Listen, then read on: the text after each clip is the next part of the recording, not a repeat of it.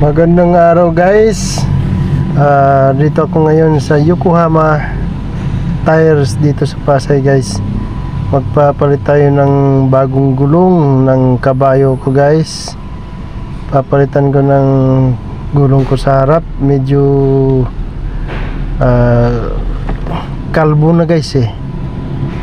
Manipis na yung gulong niya dito sa harap. Ito guys oh. Yan, ito ang bagong binilit ko. Yan, dalawa yan guys, dito sa harap. Ito naman yung isa. Diba? Ayos na ayos. Para safety naman tayo guys habang nabiyahe. Ito yung guys, luma na pinalitan ko. Ayan.